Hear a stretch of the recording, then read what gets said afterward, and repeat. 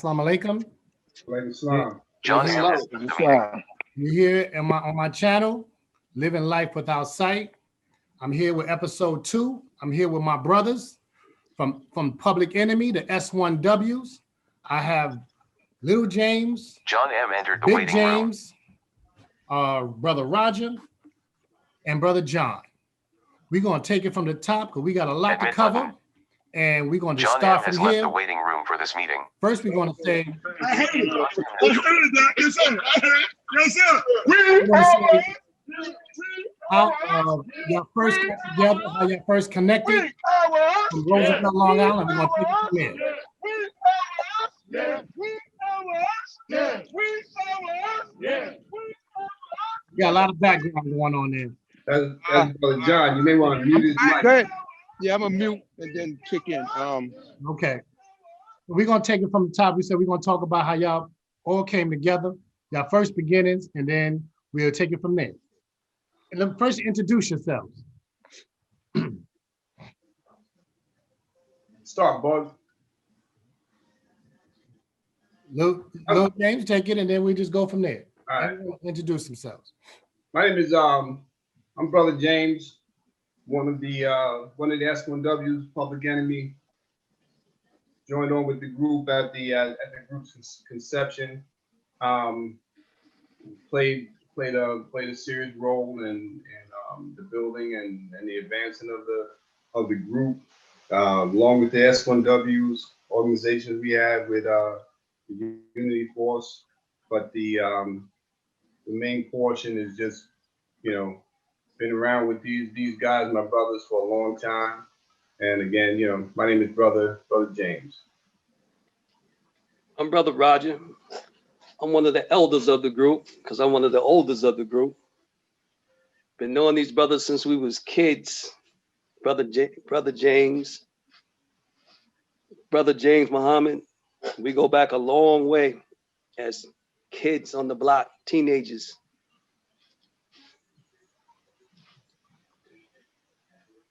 Big James? Yeah, I'm Brother James. Public Enemy, we started in its inception, and since then I've written 10 songs for Public Enemy, created comic books and quite a few things, direct a couple of videos to keep it moving. Okay, great. Is Brother John on or he's muted? He's muted, but he's on. Okay. So let's talk about growing up in Strong Island, Roosevelt. How big is Roosevelt and how did everyone connect? Did y'all know each other? Like you said, from the beginning, children. Tell me about y'all, how y'all connected. Roosevelt is a little small town in the central part of Long Island. Roosevelt is 1.4 square miles. Roosevelt is like a town that I like to call a place where stars were born. Because not only did Public Enemy come from Roosevelt, but Roosevelt was also the home of Eddie and Charlie Murphy, Aaron and Damian Hall, gospel singer Timothy Wright also resided in Roosevelt. Dr. J. Julius Irvin, Roosevelt, Tiny Nate Archibald, and Howard Stern. Howard Stern. Really? Okay. Howard Stern's from Roosevelt. I said it's 1.4 square miles. Neighboring towns of Freeport, Hempstead, Uniondale. Everybody, it was a community back then. It was a community. It was one of those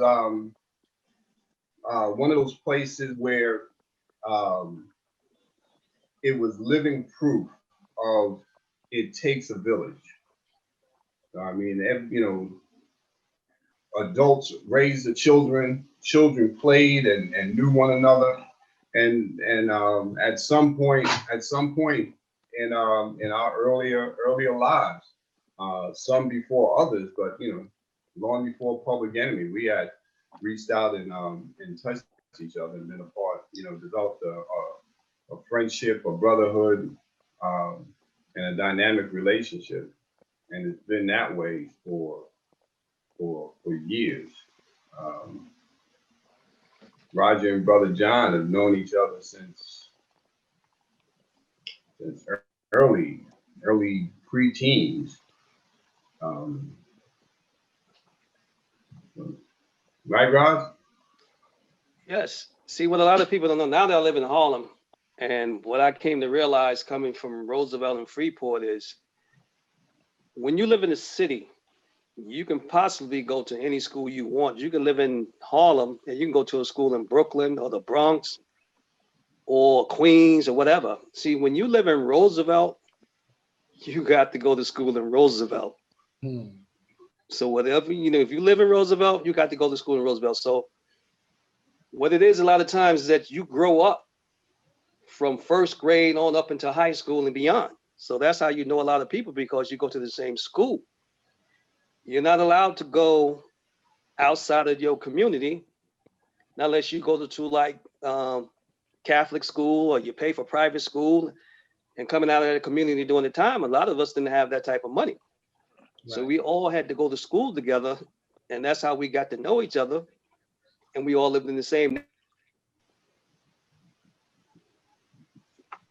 Okay, broke up. Now, all of y'all started in Roosevelt, but y'all go way back together before Public Enemy. Tell me what some of the things you did before Public Enemy. Well, prior to Public Enemy,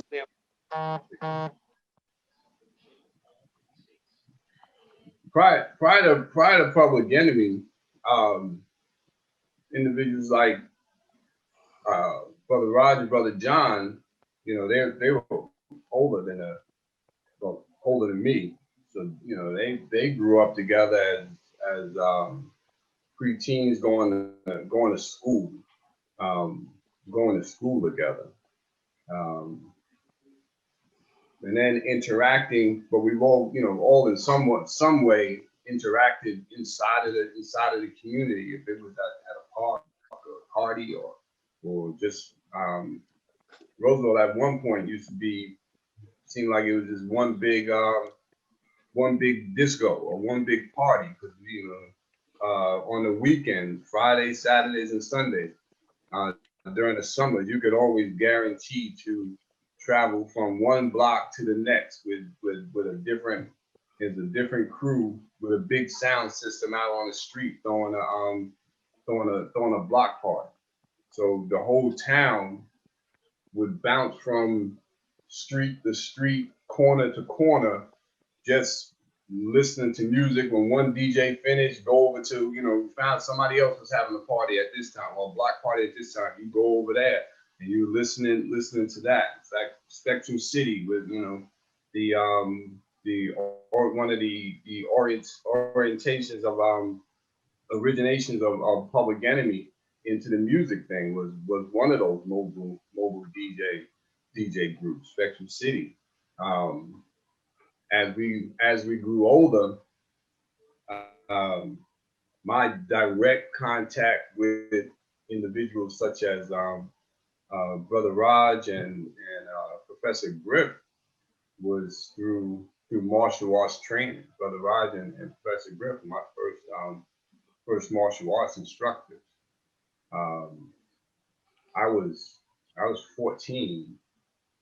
13, just turning 14 at the time of coming in and working out with them, and through the martial arts, a stronger bond, friendship, and brotherhood grew from there. James, what year did you come into Roosevelt? 83. I came into Roosevelt in 83 from Pahokee, Florida, little town outside of West Palm Beach. Similar values as Roosevelt. Small town, everybody know everybody. But I spent most of my well, shoot, all of my adult life in New York. So I didn't really get a chance to like get into the stuff that I went through in Florida. I played football. I was a athlete in school, All-American cornerback. And when I left home and came to New York, 1983, September of 83, and then I met Griff walking down Park Avenue. I was 20, well, I wasn't even 21 yet. I wasn't even 21 yet. I met Professor Griff walking down Park Avenue, and then introduced me to karate and the Nation of Islam. And from that, it grew. Our friendship, brotherhood grew from there. And it was more the karate and the brotherhood that really brought us, to now, I think that was one of the focal points that kept the group going, is because of our brotherhood and friendship. That kind of was the cornerstone for the group to last as long as it did. And what they would call the Rock and Roll Hall of Fame years, those first 10 years was the vital years of Public Enemy. And I think that was the pivotal years of our brotherhood and friendship. One thing I remember about you, Brother James, when we used to play basketball, could nobody move you off that block, brother. That's one thing I do, man. Talk about Charles Barkley. Shoot. You was a bull down low, bro. You was a low. So let's get James into threw a lot of elbows in that. Oh yeah. In that post. He wasn't shy about that, but it was a light elbow just to create space. Right. Enough space to bring a train through. Yeah.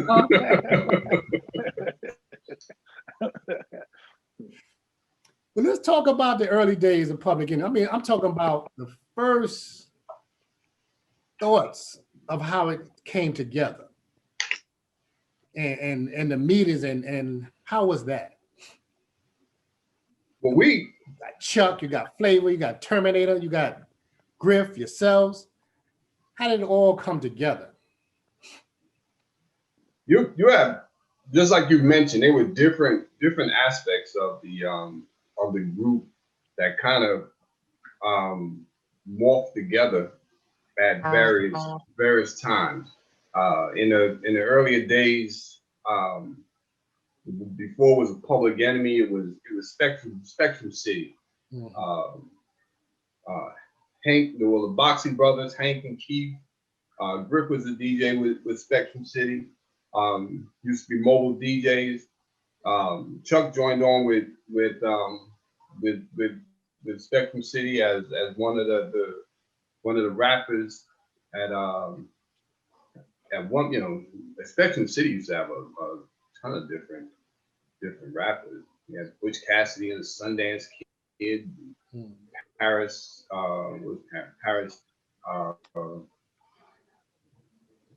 Sheldon Paris, Crusher, you call him Crusher. And like different people, and Chuck kind of just emerged as the lead vocalist of the mobile team. Him and Griff, him and Hank, became partners as they started developing into different things. They went into radio station at Adelphi University with Chuck. Chuck was a student. Chuck's actually an art major. He went to Adelphi University where he had a radio show. They also brought Flavor on board and gave Flavor his own radio show, Flavor Flav and the Flavortrons. Chuck used to do demo tapes. Chuck and Hank did demo tapes to kind of fill a void in between playing records during the show.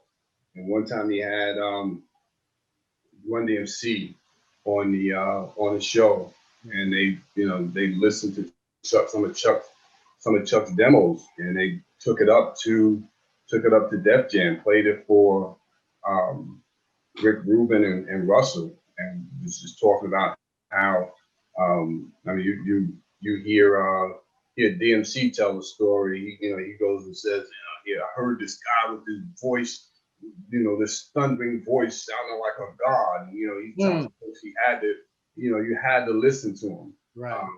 They originally wanted to sign Chuck as a solo artist, but Chuck's always been big on marketing and imaging, so he never wanted to do it by himself.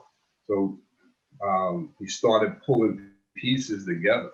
Terminator X used to be a part of the Spectrum City DJing members. Back then, he was called Mellow D.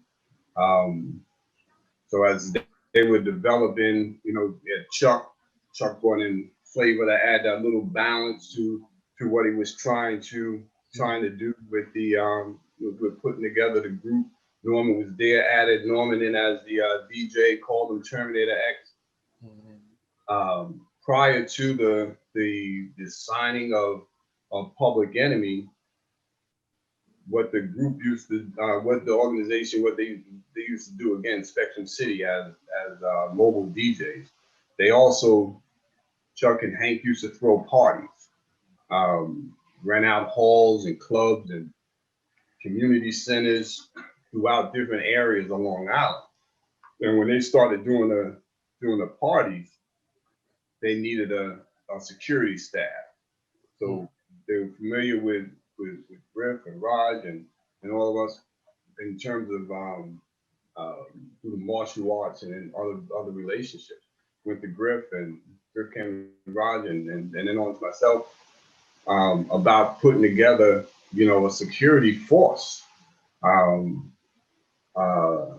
to do the security at these various parties and stuff that they had. So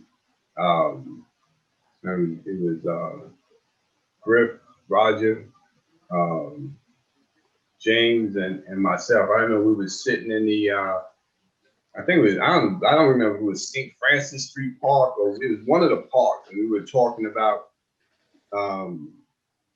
doing the security on how we were going to do it. And then one of the topics of discussions that came up was, well, what are we going to wear? How are we going to look? And we was throwing back different ideas on what the group should, what the security force should look like. And then Brother Raj was just like, yo, we should dress like the Black Panthers. And right off of that, everybody said, oh yeah, that's good. So, we took on the whole black berets, solid black uniforms, black from head to toe, black on black in black, and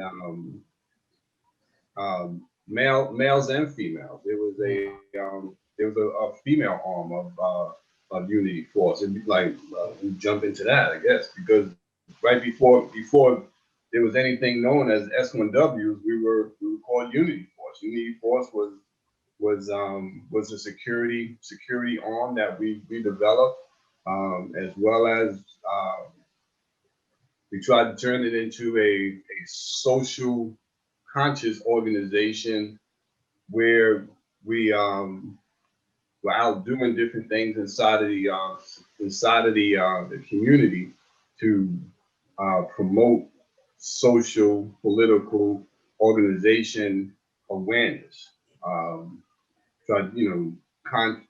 Conscious teaching of each other, unity, the whole thing, where Unity Force came from. And as Chuck put together the concept of the group to enhance the image, he adopted the look of Unity Force, and then just gave it the name S1W, or Security of the security of the first war. And with all parts now in place, then it was the next step, the recording. At that time, we didn't do too much on the recording end. As far as S1W, we were not involved in the initial aspects of of putting together the Public Enemy records. But then once the albums, it was almost immediately after the album was put out, we started hitting the road. How did y'all come up with the name Public Enemy? That's Chuck and Hank. That was their concept. We came in. Public Enemy was already the name of the that they had. It's, like I said, we were an added piece to kind of enhance the group concept of the group is in the group's total persona. When Chuck developed the name Public Enemy, and this represented the plight of, or the view, the way the world looked at blacks throughout the world, more specific, blacks in the United States, and then to more generalize that, black males at the time. Our culture, our actions, and everything were perceived to be an enemy to Western society. Not by our design, but just by their threat of the growth and the knowledge, wisdom, and understanding of blacks in the United States and throughout the diaspora. Yeah, Big James, what year did you come into the Nation of Islam? And you said Professor Griff brought you in? Yeah, we was on Eastern Parkway in Brooklyn. Yes, sir. 1984. Yeah. Eastern Parkway. I think we were right by a Jewish temple or something. In Eastern Parkway. Yeah. So that was my introduction to Islam. Is Professor Griff brought me to the mosque one Sunday. I met him on a Saturday or something like that. Little short dude walking down Park Avenue on Roosevelt, and he was talking to some 5% brothers. And I heard one of the brothers call him Rasheen, the guard Rasheen. And I'm coming from Florida, so I was thinking, damn, these niggas calling themselves God? Well, what's wrong with them? That's what I was thinking at that time. And then, once I came to the Nation, I kind of got the understanding, the concept of, what the meaning was, and that kind of fueled my education, so to speak, in New York. Okay, great. Brother Roger. Yes, sir. I know we were talking a little while ago about the first album of Public Enemy, Yo Bum Rush the Show, and I know I'm familiar with Too Much Posse, My Uzi Weigh a Ton, Firestarter, and the album, but it seems between the first album and the second album was a drastic change. How did that take on how did Public Enemy take on a different look and a different sound from those two albums? what was the force behind it? Well, the force behind it is, far as Chuck and ourselves, and as you like you said, the first album and the second album was totally different, because the first album was something that that I think was like a trial basis, and people somewhat gravitated towards that. But once we got a better understanding of what we was into, because we didn't know, you know what I'm saying? I was brand new to the music business. I didn't know anything about music. I didn't, like I said, I was a little older. And we came from, like Brother James said, we came from Unity Force. So we was a social conscious organization that got blessed to come into the music business. So we took what we was doing in the community and brought it into the music. And we used to have a lot of books, a lot of tapes. I was never part of the nation, but I always went out to the mosque. I always went out to the mosque with Griff, and I always, with the 5% brothers, I grew up with them. So I've always studied and I always read. And so a lot of those things, when we went on tour, we brought a lot of books, we brought a lot of tapes. We had a lot of stuff on Minister Farragon, VHS tapes back in the days, because that's what VHS tapes was. We had VHS tapes. Right. So we had a whatchamacallit on the bus, a VHS. So we used to just throw the tapes on when we sit up front, playing the minister, playing Khalid Muhammad, playing Brother Abdul Muhammad. And we just used to throw the tapes on and just study. Dr. Ben, different stuff on the Black Panther parties, Dr. Francis Cress Welsing. We used to read books on Miseducation of a Negro by Carter G. Woodson, Black Bourgeois by Franklin Frazier. We used to just have a lot of stuff that we used to read, and we used to just have on the bus and have discussions and just listen. And and Chuck used to be sitting up front, and it just sparked his curiosity, and he got more into the Nation of Islam, and he started listening to the minister. And what we started doing it, and the other groups that we used to travel with started listening to the minister. And Chuck used to sit there and he used to write. He used to have his Walkman on all the time, but he always had his pen and he always had his pad.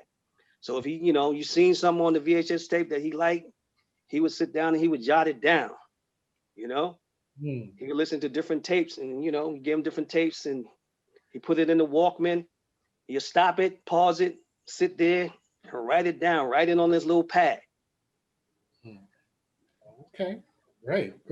So and on the bus, I know there's a lot of dynamics. How did y'all deal with controversy, disagreements? Because it seemed like y'all always was a unified force, unity force. So how did y'all deal with, internal things and then not show it in the public and show a unified force? Because we all grew up together, and we knew we was through the brotherhood. We always, preach and live brotherhood. So we knew we as a family. So as a family, you learn, whether you blood related or you just, grew up together and you become family through a long period of time, that you don't air your dirty laundry in public. You learn that through your grandmother, your great grandmother, your mother, your uncles, that you don't put your business out there in public. So whenever we had controversy, we would sit there and we would argue on the bus, heated arguments on the bus, and we disagree. Sometimes we disagree to disagree. Sometimes we disagree to agree. But we always kept it on the bus. When we got off the bus, all that stuff was left on the bus. It was never we had to protect who we were and what we represented. And that's what happened to a lot of groups. They start going out there and they start airing their dirty laundry, and people start picking them apart, especially the media. Yes, sir. So you have to be very, the destroyer, man. They say what you have to do. You have to spread propaganda. Once you destroy his character, you destroy him. And we knew that. So that's why we kept it in-house. No matter what was going on, we always kept it in-house. We talked among ourselves. you know, we tried to hash it out among ourselves. And that's what we did. And that's why you didn't hear a lot of controversy about Public Enemy during that time, because we kept everything in house. Little things got out here and there, and you know, through different people, but it wasn't as a whole, as Public Enemy as a whole. We always understood from the early conception that the mission is more important than the man.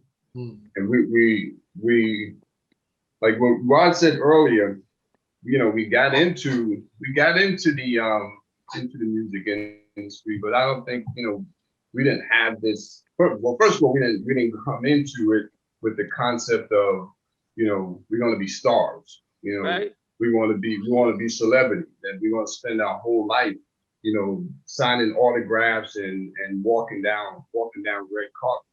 It wasn't that. The focus wasn't even like, oh, we're going to get into this thing and make millions and millions of dollars. We had the thing was like, you know, to whom much is given, much is required. So we had this, you know, what we thought to have this, we thought to be up here, that we had this great knowledge of self through our relationship with if it was the nation, or the positive positions inside of churches, or just self-studying. We knew who we were as men, and we knew who we were as a people in our position. So once we got into this thing, it was like, okay, well, we gotta share this word. We gotta spread this word. And then as the audience started gravitating towards the message of Public Enemy, which the message of Public Enemy was, you know, Chuck's a great orator. He articulates words well, but the message is the message of Minister Farrakhan and different literature that was read. So it was educated people of that time, and ancestors. And Chuck was just able to take words, put them in records, and then just share. And then people started gravitating towards that. And as we started seeing how people was taken towards the group, we kind of, you know, took that serious. So we knew that our problems, if, you know, whatever issues that we had, was going to be among us and not going to go out, because we did not want to interfere with the mission. And even beyond that, you know, just going back to our relationship and our brotherhood of we can agree to disagree. We can argue. We can fight. You know, it's never been one of those. You know, it's never been no physical knock them out. It's not. You know, we discuss that, but it was always the calmer heads had to prevail, and regardless of what your position was, it was always based on right or wrong. So I can feel strongly about one position. James can feel strongly about another position. But the way you resolve on how we're moving forward is what's right and what's wrong. So, and then we had that, you know, the majority's going to rule. If the majority is saying this is the way we're rolling, then that's what you did. If you agreed or disagreed, you sucked it up. And then you put in 100% of working to whatever the goal of the majority. I mean, we were our own check and balances. Right. And I mean, we can get mad at each other, we can argue with each other, we can fight with each other, but nobody else is allowed to do that. Right. To come together They come together Yeah. against everybody else, right? Right. I think we developed a lot of the things that we saw, you know, I know one of the things I really understood at that age is you can have all the knowledge in the world, but if you don't have no character, you ain't got no character, it just doesn't mean anything.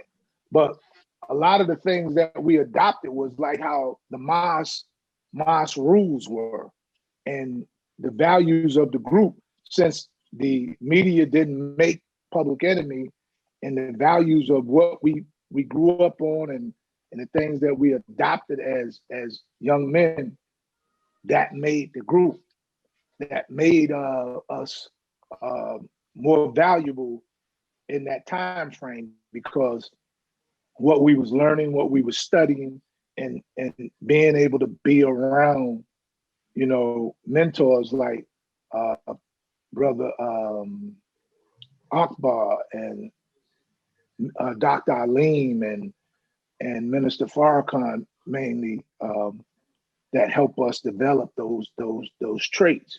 Because if somebody can make you, they can break you, and that's why they couldn't break us, because they didn't make us.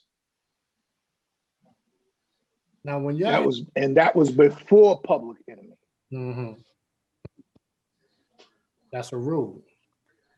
When you talked about Brother Akbar, Brother Dr. Alim mentoring, I mean, tell me some of the things that they said, or just give an example, you know, of like, you know, when you run into, especially Brother Akbar, when he was in Africa. I know y'all travel in Africa extensively, and you know, he's the international representative. How did he mentor you over there or in the States? Well, he used to say, when you're in Africa, you have to put in your mind that there's going to be schedule. He used the word schedule adjustments, because when you in a country that doesn't necessarily have the things that we have here, so you got to be being able to adjust to whatever happens on at that particular time. But we was already kind of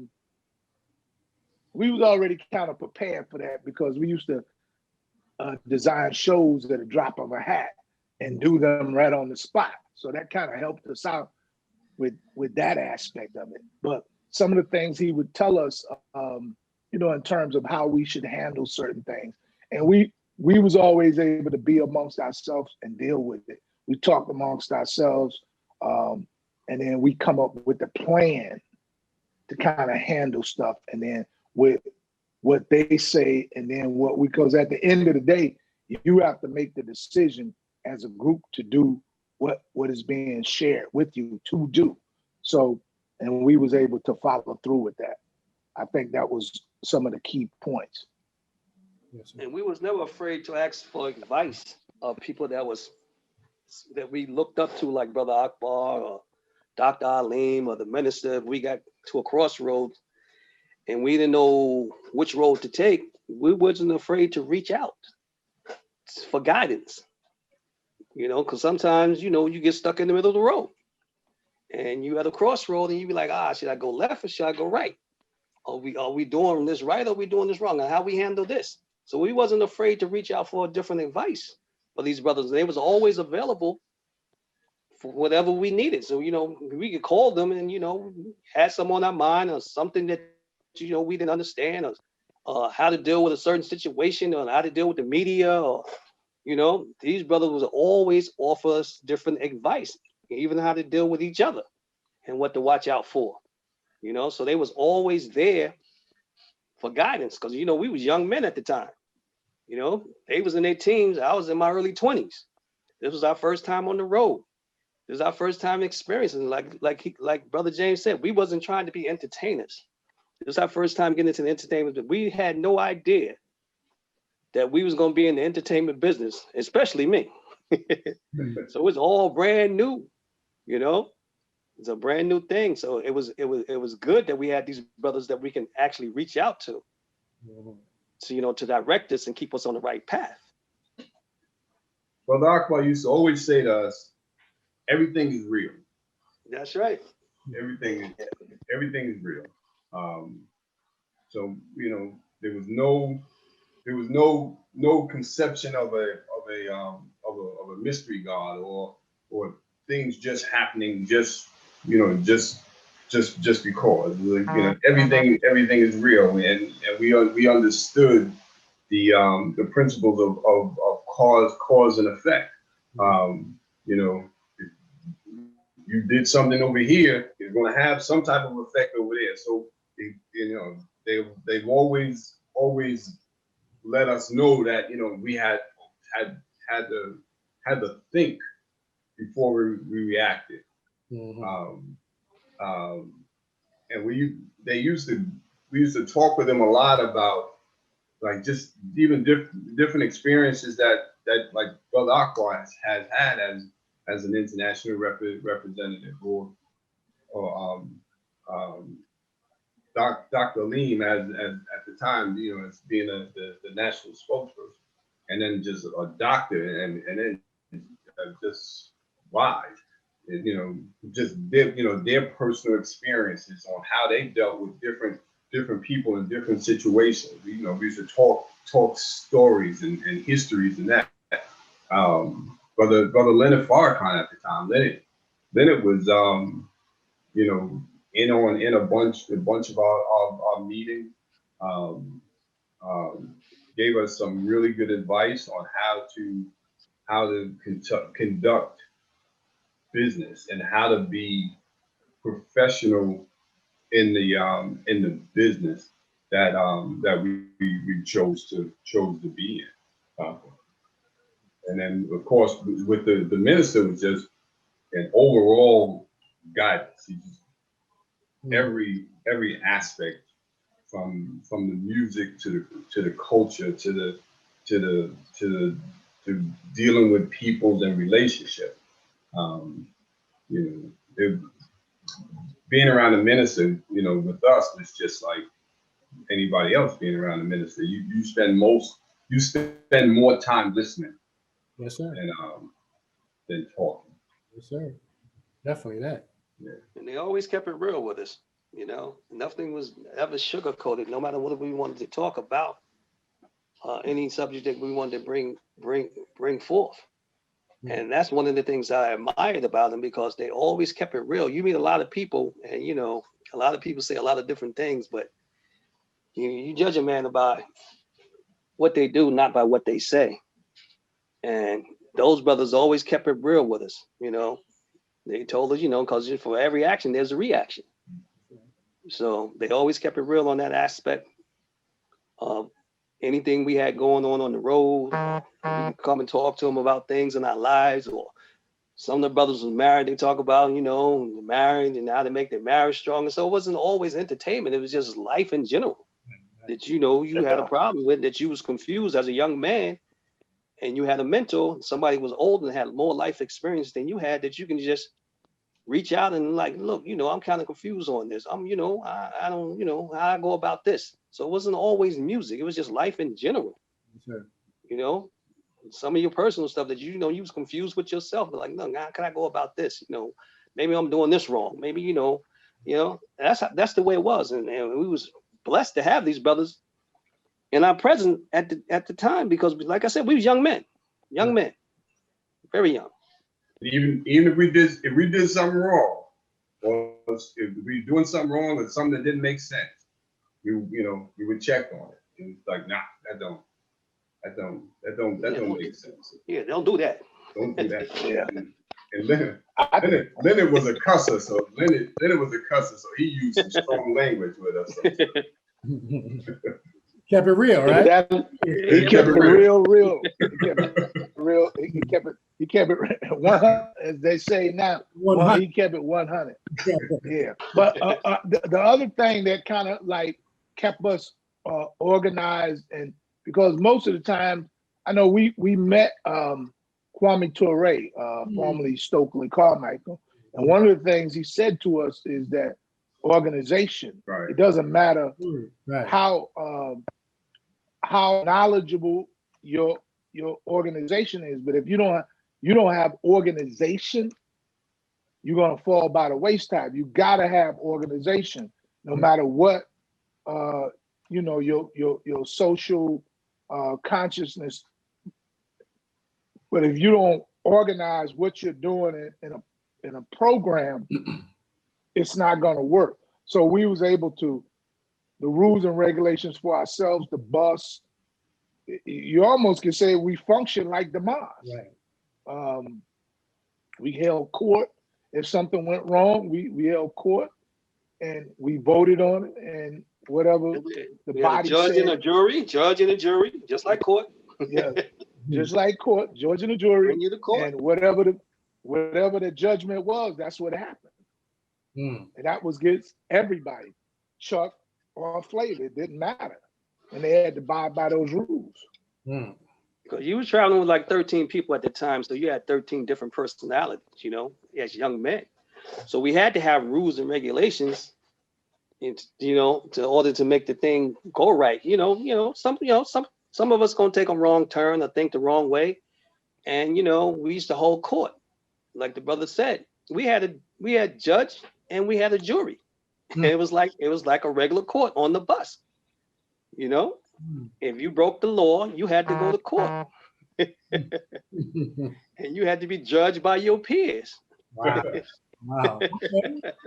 And that's what we did. It's That's for what the kept us body. functioning. Yeah, that's what kept us functioning out there with all the people we had. You broke the laws, it was penalties for breaking the law. And you was judged by your peers. And your peers voted on it, whether you was guilty or innocent. And it was just like court. Mm.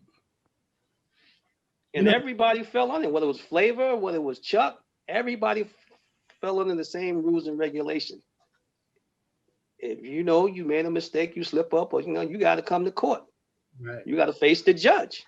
Take your And point. whatever penalty was handled down, you had to, serve your time. The one thing I hear in talking to your brothers, there's a word that's left out, ego. It seems, that a lot of us as men, our egos get in the way. Right, true. If we are wrong, we be strong on wrong. We'll start pointing, we'll hold it till hell freeze over. It doesn't seem like that was a problem with y'all. It wasn't a problem because you got to remember, we came from an organization into the music business. A lot of people came into the music business because they wanted to be entertainers. We didn't come from the entertainer standpoint. We came from the social conscious standpoint into the music business. So that was the difference between us and them. They wanted to be entertainers. That was their thing. They wanted to be rappers or whatever. That was never our goal. Our goal was being social conscious and doing things within our community and raising up, the consciousness of our people. So we brought that into the music business. So it was a whole different ball game in which we came and how we got there. Okay. And We held everybody accountable. We held everybody accountable. Not only did we held ourselves accountable, but whoever was, whether we used to call Leo Satan, but we held him accountable too. He couldn't tell us anything, and we didn't hold him accountable to it. So that was one of those big things, accountability. And we kept, as it relates to egos, we kept egos in check. That's right. It was a constant reminder that no one man is bigger than the mission. No little U's and no big I's. There's none of those. And you could be upset and around us, I think the worst feeling that you could ever have is to be mad, because nobody fed into that. Oh, what? He upset? Oh my God, he's upset. Let him have it. It turned. You can sit there. You can have the stone face you know, in the clinch, you just mad at every you ready to cuss, and then just everybody just coming up, just you know, I'm like teasing. I was kind of like bullying you to get rid of that attitude. You know, it's just like, come on, man, you mad? Now what? you just gonna stay mad, or we just gonna go get something to eat?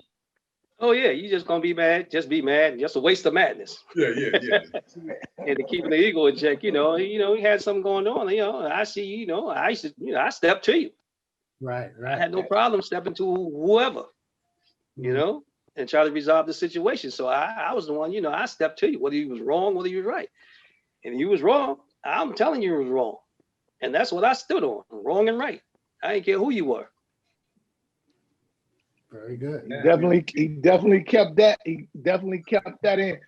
And I think what people was able to see at the end, especially at the Rock and Roll Hall of Fame, was those first 10 or 15 years, the values was the foundation in what Public Enemy stood for. If it wasn't for that, it would have been just like any other group.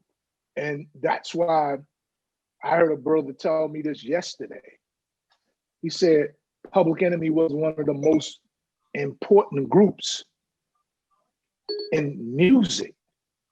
I hadn't heard nobody say that before, but I was like, okay, well, I was like, okay, well.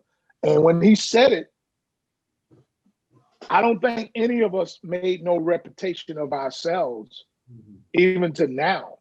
You know, people say this because you really can't see yourself when you are doing things, and you're doing things on. We was doing it just to. I think there's a part in the Temptations where everybody just doing it, to make sure that the whole go.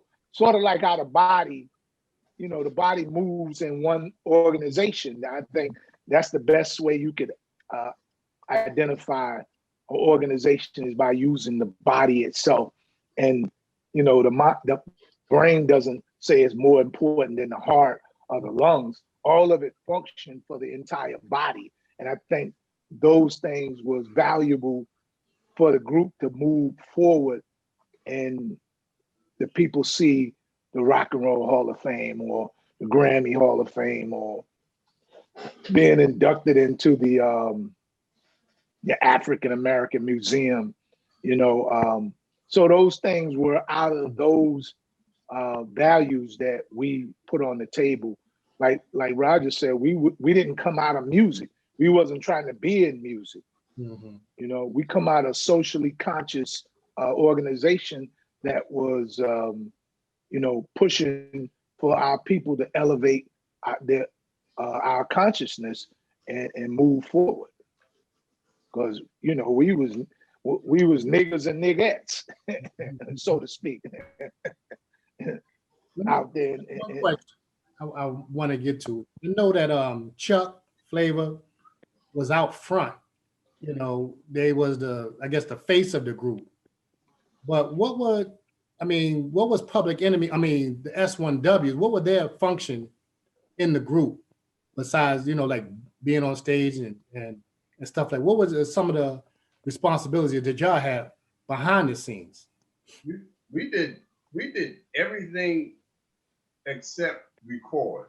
And even that's changed now since James has started recording and doing his other stuff. But in the earlier days, we were the ones that we were the engine that moved the car. From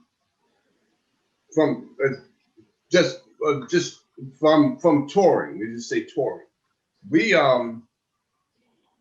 from the initial conversation of where it's going to start to where it will end, just the routing, the budgeting, the tour routing, the whole hotel, everything, travel, what went on while we were inside of a city. We set we set times and date.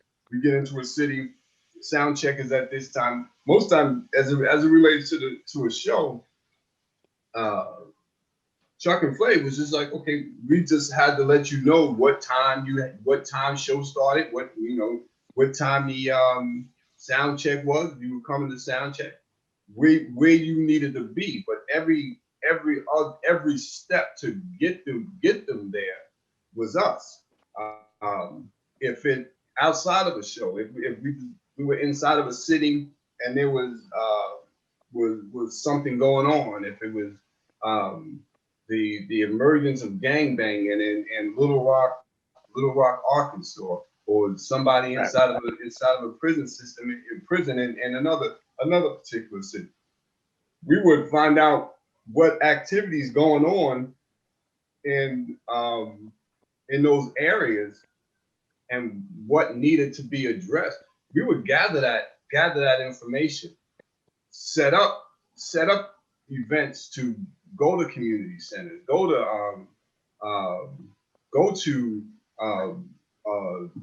detention centers or church or wherever people were going there, making those arrangements with either the promotional staff of the label or a local organization within a community. And then once you got prior to that, Chuck getting up there speaking, briefing him, Chuck, this is what's going on inside the city. These are key points. This is the key points to talk about. Stay away from this. Because there's certain things that you don't want to talk about. So stay away from this. Talk about this. Talk about this. This is what it is. This is who this is. This is who this is. Okay, he get up there. He speak. Boom, boom, boom, boom, boom, boom, boom, boom, boom. When the time is over, tap is over. And that's it. We move forward. Then we go over to the next spot. And it was that city after city after city, town, country, no matter where it was. It was all that was put together. In 1989. Right. 89. We did that winter rap tour. Right? That was 89 or the 90. 89. No. It was right after the end of 80. It was 88. End of 88. End of 88. Right after the Run House tour. First time it ever was done. Yeah. Only thing Chuck knew he wanted to do a tour. He wanted to tour during the winter. Had an idea of who he wanted to tour with. And that was it. He wanted to tour from this time to that time. It was during the winter, during the time when not even just rap groups, but nobody was touring during the winter.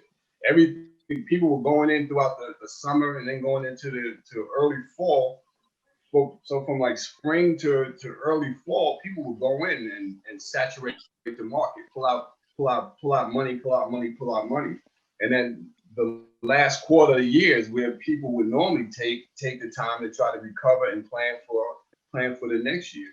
Nobody was doing it. No other tour was moving around. Chuck, he wanted to do a winter tour. We had to do everything that was necessary to make it happen. We were the ones sitting up in the office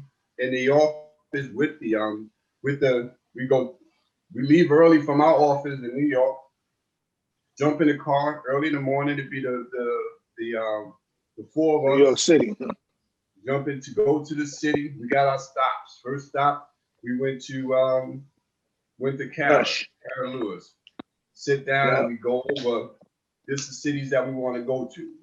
We talk about cities. We talk about money that we try to pull out. The other thing that was amazing about that tour, we did it in secondary markets. This is the time that we wanted to go. These are places where we wanted to hit.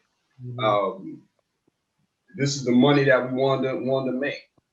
Then we go over to the record label. While we inside of the city, this is the support that we need you to do. You know, we want to go to either record stores, you know, we won't do promotional ends, you know, radio stations and, or, you know, whatever type of advertisement that we needed. This is what, you know, this is what you paying for. This is what we need you to do. After we looked at all that, then we had to go back to the office and look and say, okay, we have these dates. This is the amount of money that, you know, possible for us to make. So we had to look at that, and then we had to create a budget to be able to make sure that everything was successful, and we operated all the tours without especially this one. We operated that tour and came out in the in the positive. We didn't, you know, it was no loss, no promoter, no the group, nobody lost any money, no violence, no issue, anything like that. At the end of the day, it wasn't like one of those things where we sat back, even though we put in all that work, we never sat back and said, wow, look what we just did. We you know, I don't think we've ever got to a point to where we were just looking back saying, just trying to admire the work that we did. We were always, after we finished that winter tour, we went overseas. So it was like, after that tour, it was always looking forward to the next step. So once that was over, then it was just getting ready for the next step. And we did the same thing. This is the country, if we was going overseas, this is the country that we need to go into. This is how much money we trying to pull out. This is the time that we want to go into. And then getting monies together, even overseas. Look, we in this country. Chuck, you're gonna be speaking here. Talk about this, talk about that, stay away from this.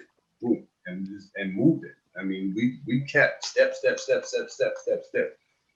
all the way through. It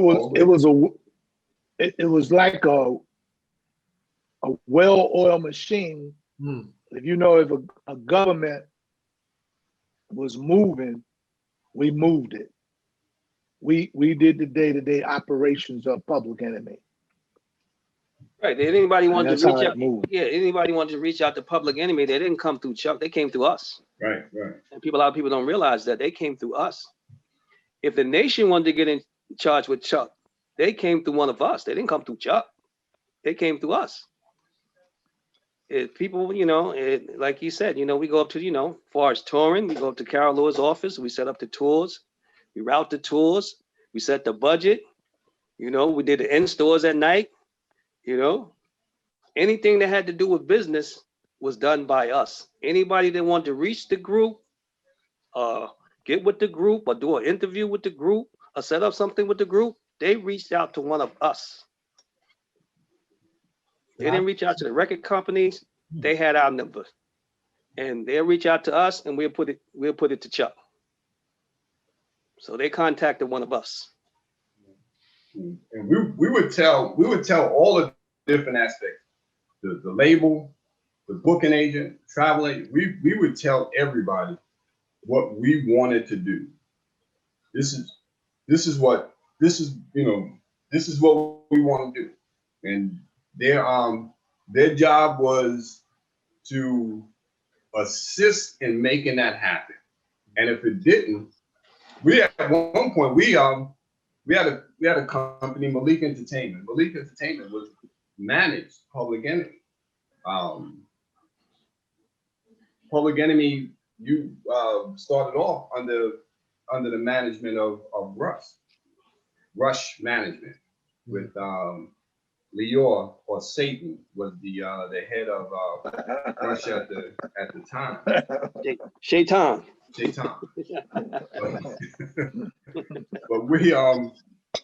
But once we really started getting heavily involved in doing everything, Rush at one point they were just collecting their 15%, because we were doing all the work.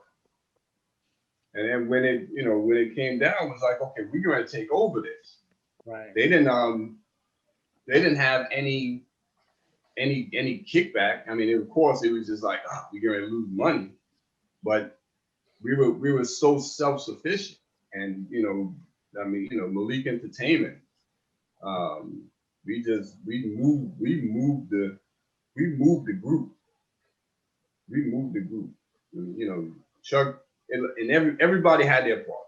Mhm. You know, Chuck would go into, it's just like Raj mentioned earlier, we'd get together and share information, give information, and have discussions about different things that's going on inside of the world, inside of our culture, and just all that other stuff. Talk about it. Next thing you know, it's on records.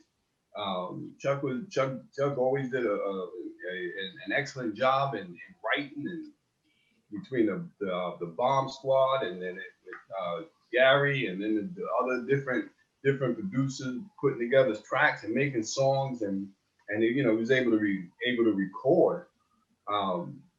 But when you start moving outside of that recording world and just moving the group around the world and moving the group into different areas inside of the country, that was the S1W.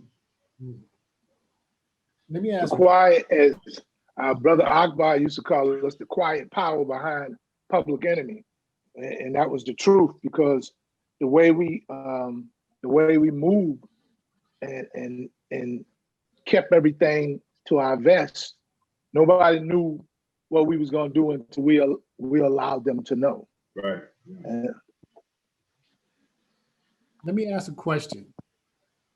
Let's go back 1987. The group first started. Boy, did any of you have any idea Public Enemy will become the #1 rap group in the world, and will be as big that you became? I don't even think Chuck had that concept. Because really, they were just trying to get, you know, really probably gonna be just a one and done. And then with us, with me, I never thought that it was gonna be like that. And especially once you know, you started introducing the conscious thinking, in a time when the popular music industry was kicking back on everything Black. You know, we were not getting any major radio play. We were not getting any time on MTV or VH1. But we spent a lot of time in the street. Public Enemy had a strong grassroots following. So we spent a lot of time in the street. We built up from the bottom. And then when you started we started looking at like some of the groups that were popular at the time, who were getting major radio play, were getting, you know, their videos on television, on regular rotation, demanding, you know, was able to demand of the big money. You know, I didn't think that we were going to be able to compete from that. But just like a tree or a plant, where you had your roots shot down and then went up. You know, we were down in the dirt, in the earth with the folks, and then you know, the people, we were pushed up from the bottom up, and then the group just took it at one point from 88, just went on like a surge. That right after Welcome to the Terror Dome. Even when you start listening, like there was, you know, Bum Rush's show had some interesting, you know, songs. Public Enemy #1, Ride Starter, you know, you had stuff Uzi. like that. Uzi was one of my favorite Public Enemy records, but there was no real big hit on Rest Yo the show. Mhm. And then Rebel. I'm sorry, I said Welcome to the Jungle. And then just out of nowhere that summer, Rebel Without a Pause Mm. came out, and the streets just went crazy. Yes. The streets went crazy. And following off of that was the It Takes a Nation of Millions to Hold Us Back album. The Mhm. songs just started spinning off of that. And then we were able to latch onto some tours and just grow. But in hindsight, I didn't think it was going to go. I thought I didn't think it was going to grow as big as it was. But you know, they have a plan, and the law has a plan, and the law is the best of plans. So. Yeah, I remember us, like we all went into 510 South Franklin, and was saying, "Yo, man, this ain't us no more. This is bigger than us." And it just started like a wildfire. It was like a atomic bomb blowing up in Mushroom, and it just got bigger than and the guys that was on the stage. It just got bigger than what we were, individuals.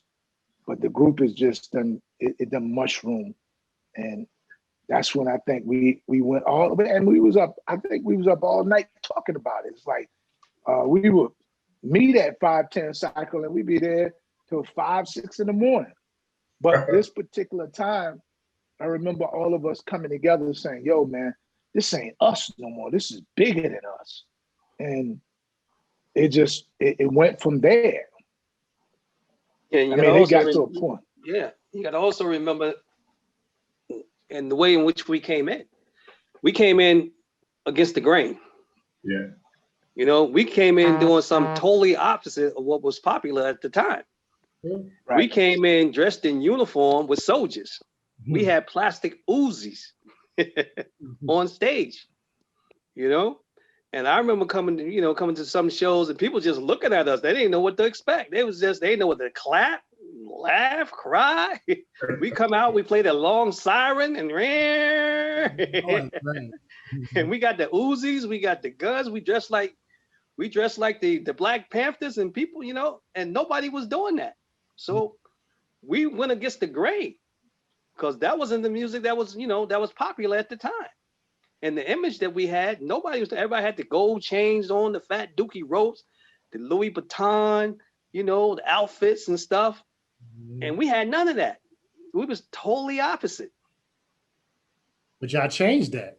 We changed that. We kept on changing. And I remember, you know, Dougie Fresh, you know, when we S1W's Dougie Fresh, told us, you know, that we should start doing more steps because we wasn't stepping at first. We were just mostly posing with the Uzis, this, that, and the other. And then we started putting steps together. And a good sister named Sister Sharima from, you know, for the MGT, she started helping us with steps. And we started, you know, putting different steps together for different songs and stuff. And people started gravitating towards us. You know, in the beginning, it was rough, though. It was rough because people was like, what the hell are y'all doing? What is this? You know, they wasn't used to that. They wasn't used to seeing that. Because we came from left field. Even in the we wasn't dancers. We wasn't any of that. They just didn't get what we were. And then I think in '87 in Richmond at the Richmond Coliseum, Doug Fresh says, "Yo, man, Chuck, you and Flav, man, y'all got to move across the stage and." Man, shit, that's what y'all need to drill. Y'all need to do something. And that's when out of that came the show that everybody loved now is that the drill, the movement and everything. It was born out of that. We didn't have no women in our video either. We didn't have no big butt women in the videos and you know, we didn't have none of that. So we came from left field. And we were even getting kicked back from individuals inside of the industry. it's just like on one of the Public Enemy records, you Roman hear Williams has left the room for this meeting. one Has joined the meeting. one of the Public Enemy songs, the name will come to me in a minute, off the first album, where you hear Mr. Magic saying no more music Records by the from the Suckers. Suckers. He used to, he started playing the record. I think it was Public Enemy #1. He started playing the record on the radio show, and then in the middle of it, stopped it and took it off. It was like no more records. The Suckers, right? So we was getting flack from that. One time we was in the I think it was the Latin Quarter. We went up to the Latin Quarters and LQ? huh? LQ? Mhm.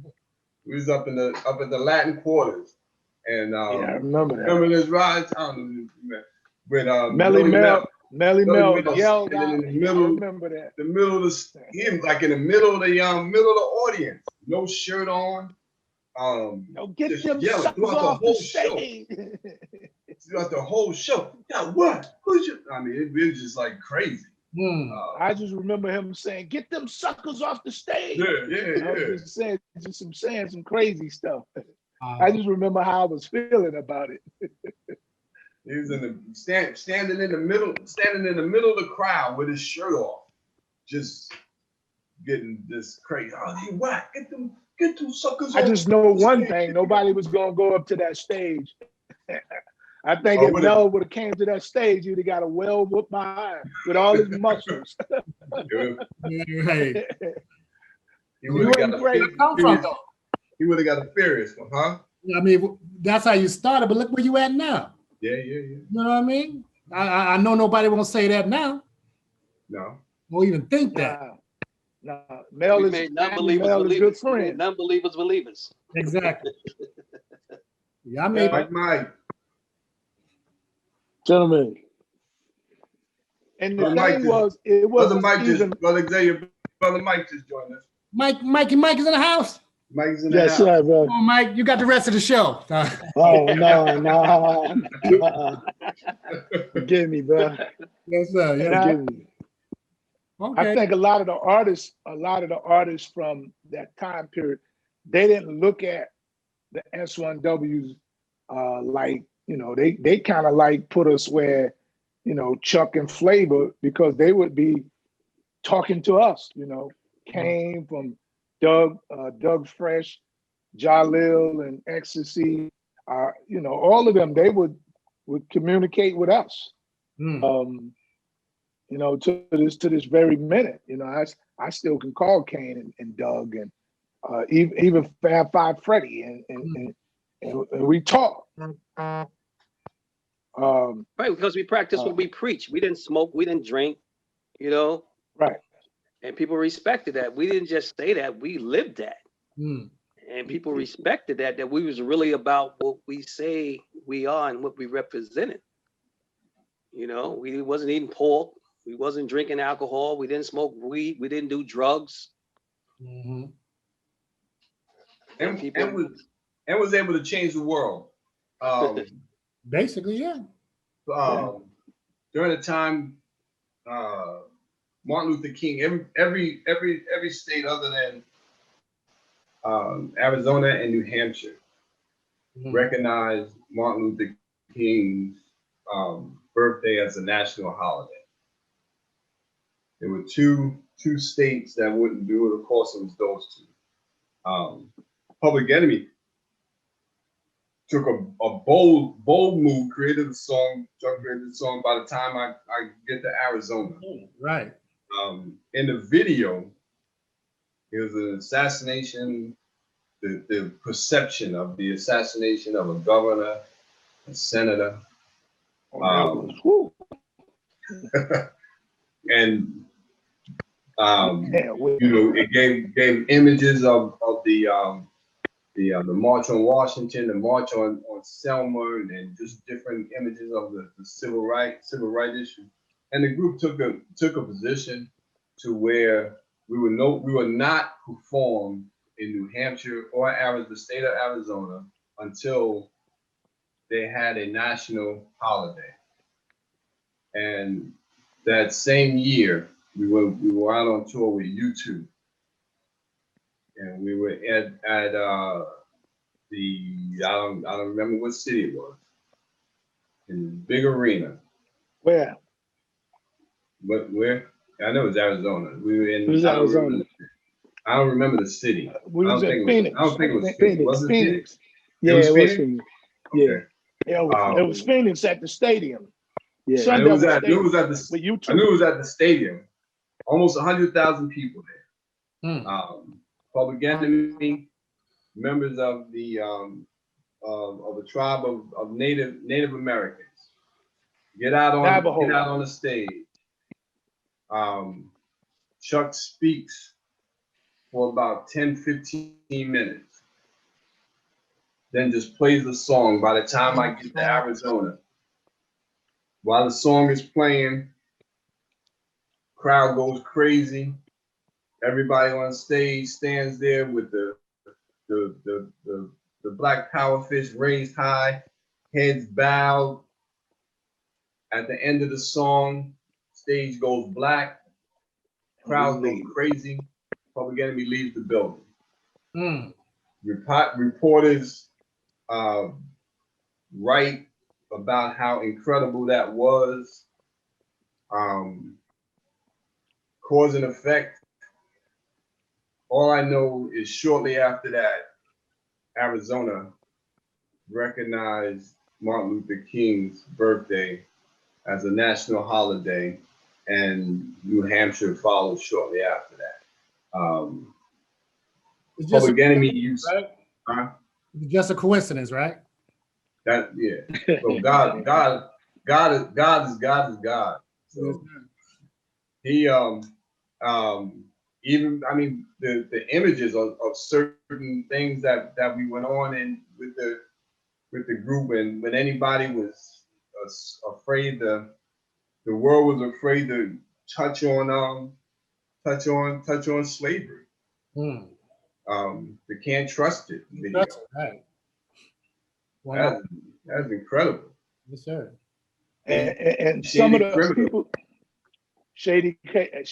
Hazy Shade of Criminal, but Hey, what?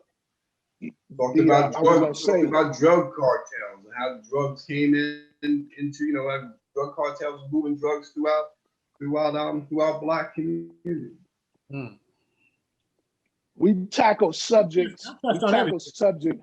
Mhm. Yeah, we tackle subjects that affected our community, and we dealt with the effects of it, especially the one with slavery.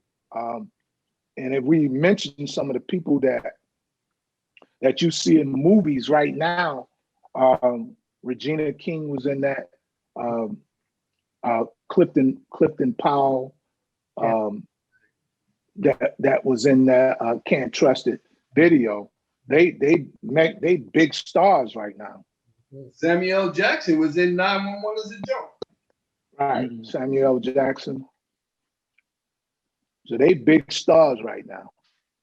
And Brett Ratner, who's one of the biggest directors in Hollywood, directed a few of Public Enemy's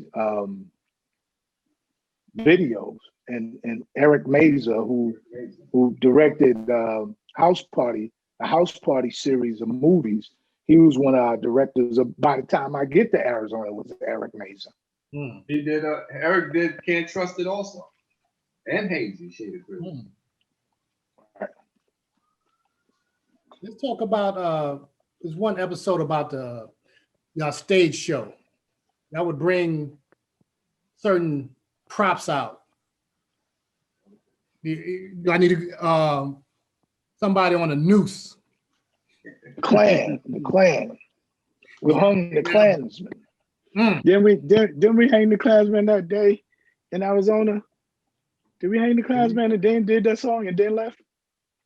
No, Yeah, we we was did. because we was on that. Not that day because we was Okay. on tour with YouTube. Yeah, we was on that YouTube. Zoo Right, TV. right.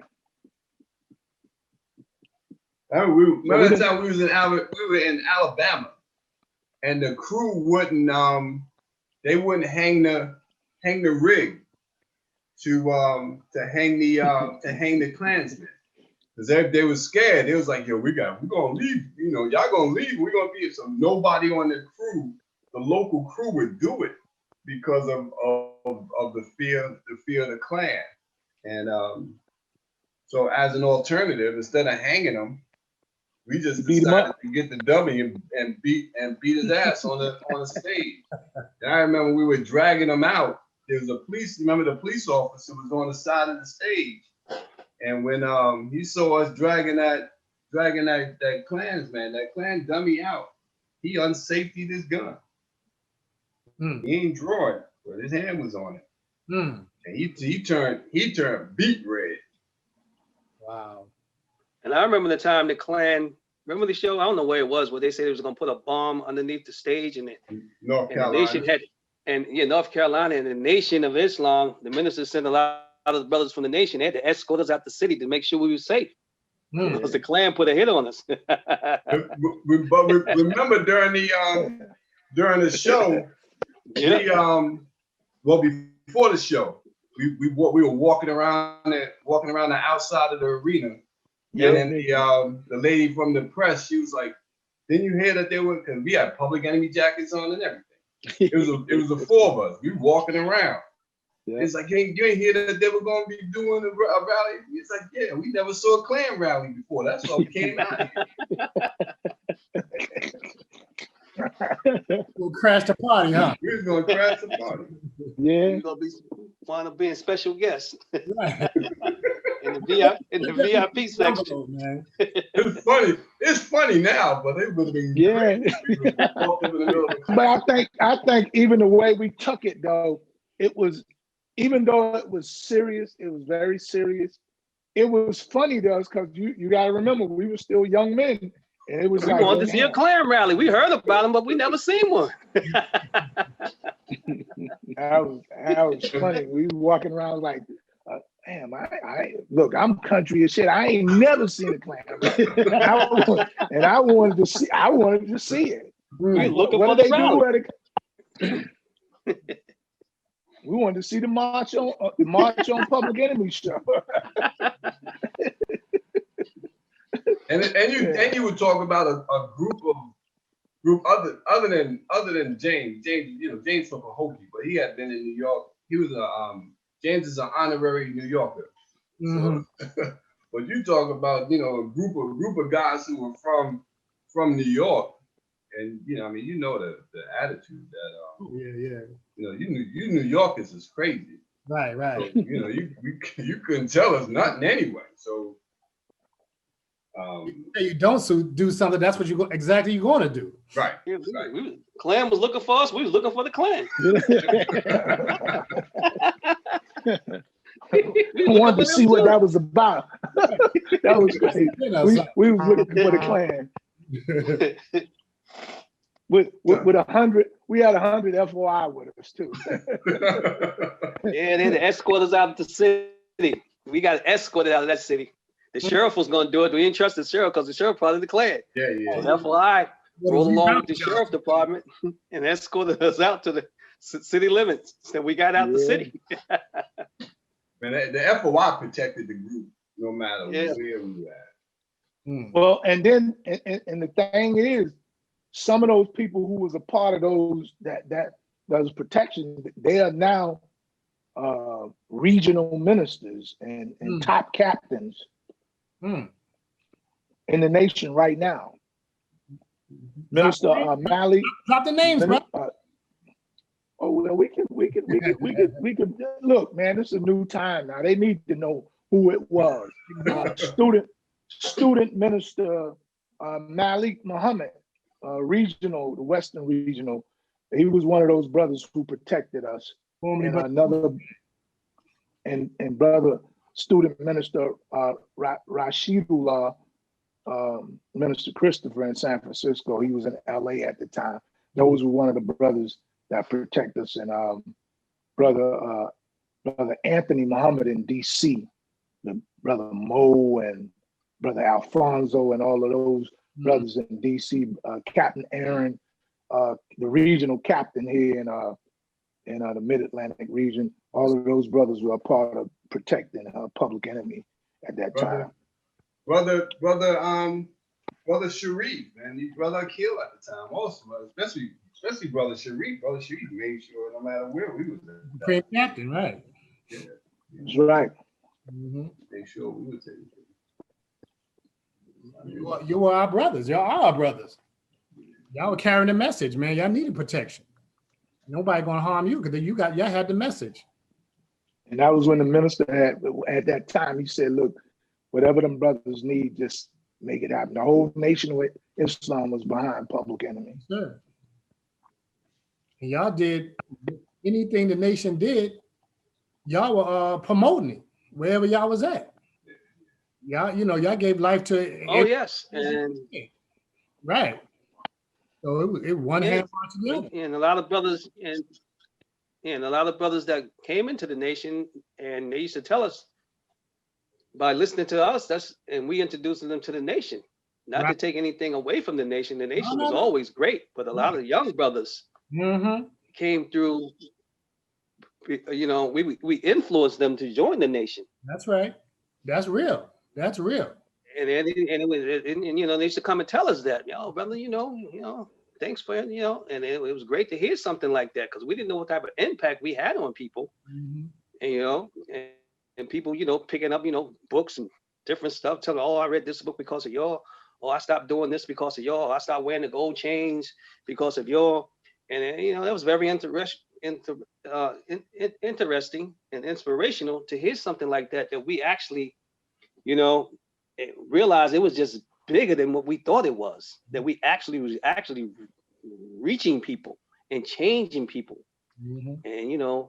and uplifting our people and what we actually set out to do in the first place. And it was actually working, because people coming up and telling, even white people, would Right. come up and tell us, Mhm. Public Enemy had a big white following, and they'd come up and tell us a lot of things they didn't know. They started through Public Enemy and sparked their curiosity to start picking up books and studying of some of the things they used to hear in the song. They wanted to know, who was this person? Right. What was it about? Following y'all, they was like, oh, who is this Farrakhan? Who is Yeah, Malcolm?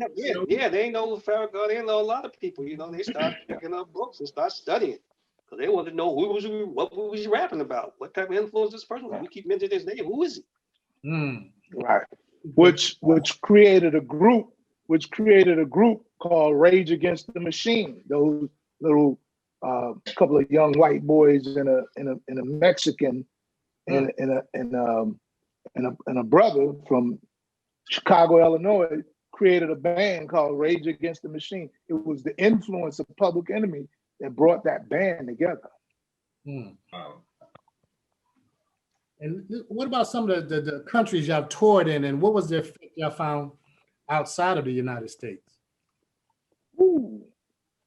Well, outside of the United States, what touring did is, for me, it broadens your scope, because a lot of times we as Black people, we think that everybody's living the same. A lot of times we don't even leave our block, so we think everybody lived the same way we live and doing the same things, that we're doing. And when you travel, it broadens your scope,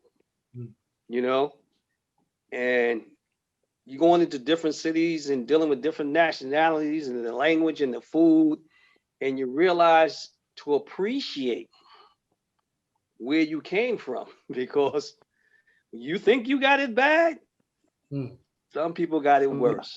And a lot of places we went, like Brazil, where they don't have a middle class, either rich or you poor. Poor. Yeah.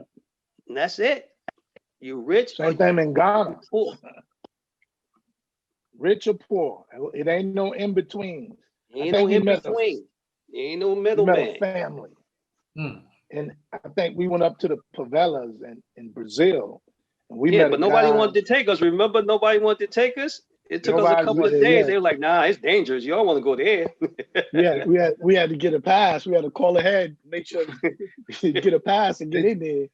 They took us to that makeshift area where the government had donated those bricks, and they started building up this place. And because that area was kind of clean, so we walking through and we're looking, we talking with Mike and everything. Like, this don't look like what you told us was gonna be like. But then that's when that brother came through and Yep. we stopped him and we asked him about it. And he's like, what y'all looking for is down there. And then he pointed down the hill. And we walked down the hill with him. And for me, the traveling, you know, is moments like that, the interacting with people. I remember walking down that hill with him into the favelas, going to his house, hearing his story, sitting out on the porch, watching the little kids play in the area, you know, just kicking the ball. One thing I remember about the favelas is that open trench that ran down the center of the road, which was a open sewer that just ran down the road. So you're talking about bacteria of all from the feces and all that other stuff. And you know, these guys, the people who lived there had zero health care. You know, Brazil at the time had the highest AIDS count in the world. But those people appreciated even the least of the stuff that they had, and they loved it. I'm, you know, going into Ghana and sitting at the inside of the mart, the flea market, talking with the after bartering, and they're just sitting down and talking with the different vendors about everything. We just talking. Being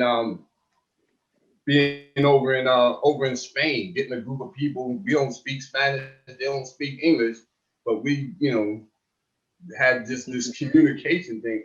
We kind of messed them up by teaching them New York slang, but we had fun doing it.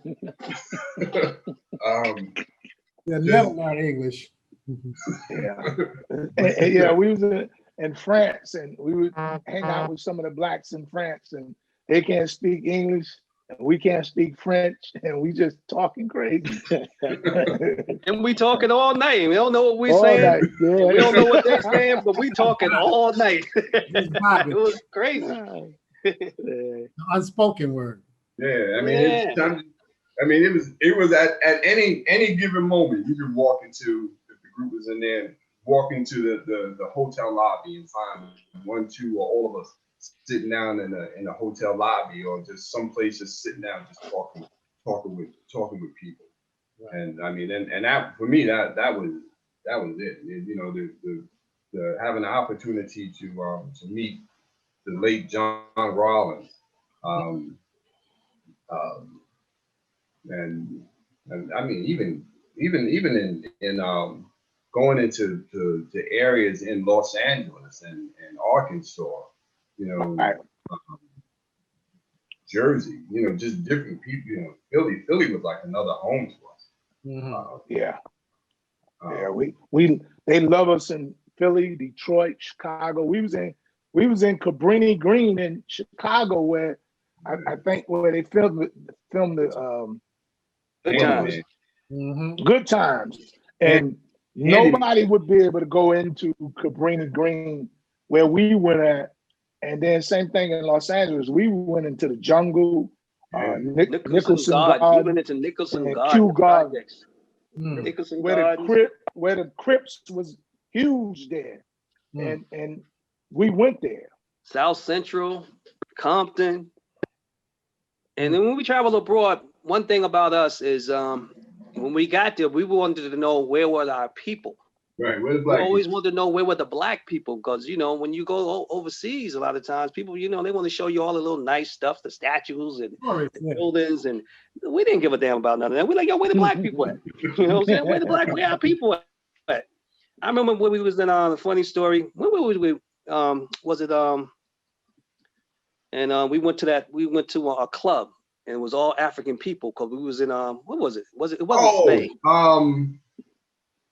I think we was in Spain, in Madrid. Nah, it wasn't Spain. It was another part. It wasn't Singapore. No, it wasn't. No. It was some other part. And we were like, yo, we own. It And they was took us on the other Barcelona? side. No, it wasn't even Spain. Oh, Was okay. it- And they took us on the other side and was number African people when we went to the club that night. Yeah. And the funniest thing was we went to the club and we was dancing. And all the men got up and started dancing. When we were like, oh, whoa, what up, what up with this? We didn't know it was part of their culture. We didn't know it was part of their culture. It was up for me like, yo, my man, what you doing? You all up on me.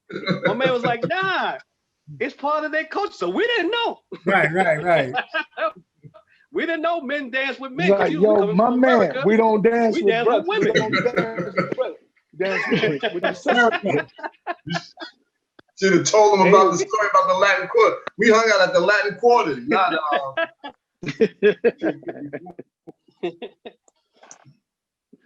Yeah, the men started getting up dancing with us and dancing. We like, yo, my man, what are you doing? Man, back off, kid. Yo, what are you doing, kid?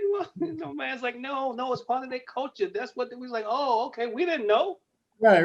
No. They mean that by That's the part of the African culture we don't do. right. but even remember like in France, where if they couldn't touch you, they used to spit. Yeah. Why did that? Yeah. Whoa. Throw nickels or quarters or something. Quarters or something. Yeah. And they didn't do it. It wasn't like insulting. That was just their way of reaching out to you. Part of their culture. At you or on you? They was spit and kind of got at you. We learned it, so we just stayed from the front of the Yo, my man, keep the fluids to yourself. Keep it to yourself. You're gonna get it. Yo, ho. That's if they like you, they do this. Okay. You spit, we gonna put some on. Yeah. You show them how to clap their hands and what. But I mean, Somebody gonna have to translate this butt whooping. different countries just had these different cultures that had to you had to get adjusted to. Yeah, I think that was in Rome when we went to Africa. When we went to Africa, it was in Rome.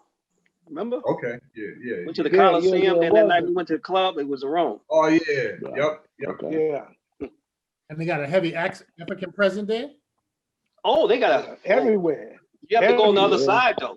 They won't take you. We made somebody. We always make people. When we went overseas, we always found people to take us where our people were. They want to take us to the little tourist area. I'm like, yeah, we don't give a damn about no buildings, no water fountain. Yo, where the black people at? That's what we used to say. Where the black people? Take us to our people though. And they used to tell us, nah, you don't want to go over there. We like, nah, we from New York. You don't want to go over there. We like, yes, we do. That's We used to go there and have a ball. Some places had some hoods though. Remember that? Oh yeah, they had Yeah. some hoods. They took us to that project in Spain. England. That was Spain. Was that Spain? That was Spain. And the girl, Yeah, we went to the hood. she was trying to get us to go into the party, and she's like, "We're waiting in the car." She's like, "I ain't going in there. They be shooting." Yeah, that's right. y'all can go in, huh? She said, you can go up there. We was like, nah, we ain't going up there. You ain't coming? She's like, no, they be shooting up there. We was like, well, why the hell you bring us here? We ain't going up there either. We was in the project. We was in the projects in Spain. You ain't bulletproof, right? Shoot. Well, brothers, I want to start wrapping it up. Anybody got any closing remarks? I really enjoy you, brothers. I hope everyone who will watch this will enjoy it. I'm sure they will also. Well, I would like to thank you for reaching out and giving us an opportunity to let people know that the S1W is just more than just stage props, that we was actually instrumental in the progress of the group. A lot of times when people reach out, they don't reach out to us to hear our side of the story. And thank you for the opportunity to let us tell our side of the story and our influence and our input in which we had in the group, which a lot of people don't know. Thank You know? So thank you. Thank you. But you too, brother Xavier, have a direct connect to us Mm-hmm. before it was even a thought of Public Enemy. Yes, sir. Yes, sir. I met you. I was 15 years old 16 years old coming out to the mosque. It wasn't much older. Sure, I must have been about 17, 18. Yes, sir. You're a lieutenant. Yes, sir. Yes, sir. I appreciate it, brother. I'm like I said, when I first saw the album cover, I said, "Yo, those my brothers, man." Oh, man. Oh, I know somebody famous now. But I'm so proud of your brothers, proud of the group, which I stood for, which I stand for. You know, y'all definitely made a change. I changed the world, man. It's just simple as that. No matter what culture, color, y'all made a difference, man. I'm real proud of it. I'm real proud of that I know y'all and can be associated and have your nation. You know, I really appreciate it. And that impact, man, that impact, I think, even, you know, when people come up to you now and talk to you about various things and or say, you know, it was because of you guys, you know, you changed my life. We got a young brother. Well, he ain't young no more, but I've known him since he was 16 years old, Brother Miles. Remember when we first went to Palo Alto, this little 16-year-old guy just kept getting in the way. That was Brother Miles. And he's, you know, he's a regional protocol person. But this little guy, he'll tell you, he said it wasn't the FOI that gave him the Final Call newspaper or got him in the mosque. It was Public Enemy. And he always tell that story. Now, we met him in Palo Alto. We did something in Palo Alto. And there's this little 16-year-old little brother, you know, FOI was there, but it was Public Enemy was influenced him to go into the mosque, as Brother Roger was saying. And when he tell that story, he always says, you know, it wasn't the FOI, but even though he says that, you know, he was still dealing with the other FOI. Right. You know, he was still dealing with FOI because myself and James, you know, we're in the mosque, Professor Griff, but he always told that story, how it influenced, and it's a lot of young people from that time frame who are in the mosque now, and that's around the country. You know, it's just not what the impact was. Not only we was in the major cities, we was in secondary markets that, you know, people wasn't, or the top groups wasn't going into those markets. And it was us going there, and we did this around the country. Where you find the S1Ws at? In the lobby talking to people, or out in the neighborhoods or the malls, and that's where we were. Good old fashioned, that's the good old fashioned promoting, I say, to oppose to having an ad on the radio. I think we kind of built our audience by going to the hoods and neighborhoods where everybody was. Right. We would get our clothes and we would go to the local laundromat and sit in the laundry. Wow. And do our own laundry. Yeah, that's No, we would always go up top in the arenas too, where they call them the cheap seats. Go upstairs and talk to the people up there, and you'd be like, "Oh man, y'all ain't no Public Enemy. Like it's time to go get dressed, get on stage." Like they see us on stage, it'd be a whole different story. Like, oh wow. Yeah. And we used to go in the arenas, and we used to take the tickets and passes, and we used to just pass them out to people that couldn't afford them, couldn't get in the show. And every arena used to go in, or show we used to have, we used to just go out and just give out passes and tickets so people can come in who couldn't afford to get in, and we just give them out just free.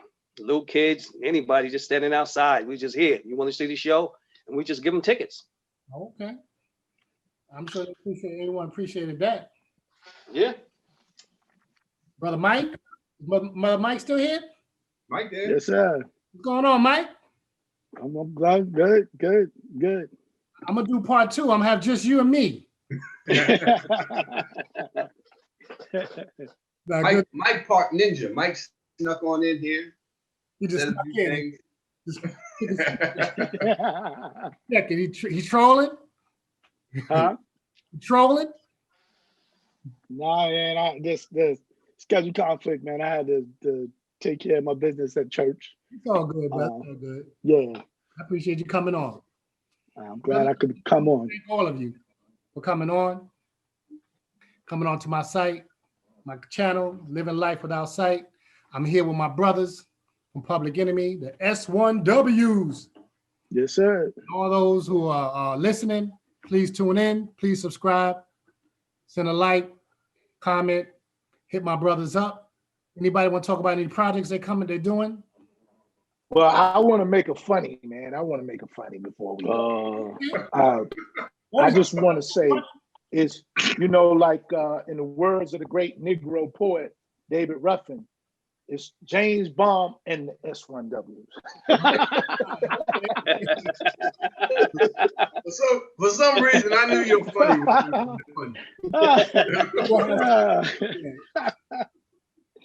Yeah, okay, James Bond and the S1W. I mean,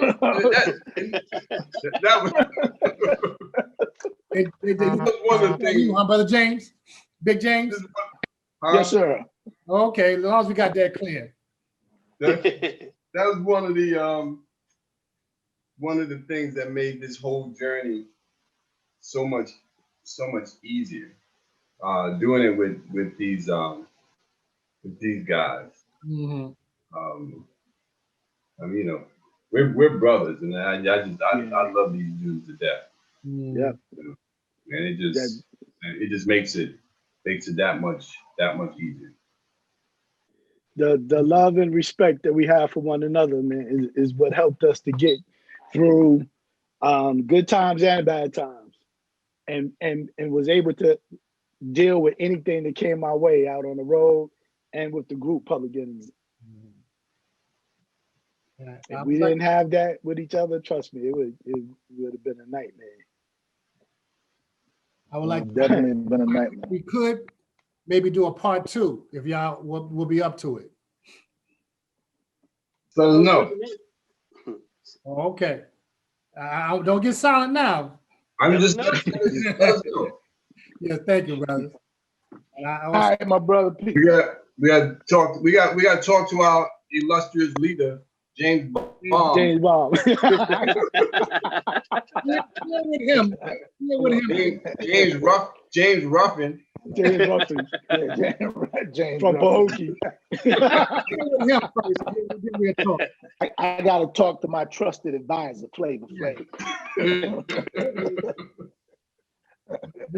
Just let us know, brother. Yes, and I also want to thank my sons, Kareem and Kadir, for helping me out with my production. And All right, brothers. brothers. Kareem and Kadir. Assalamu alaikum, brothers. Yes, sir. Thank you, brothers. Yes, sir. Assalamu alaikum. Wake up. Till next time. Love you, brothers. James has Thank you. left the meeting. Oh, good.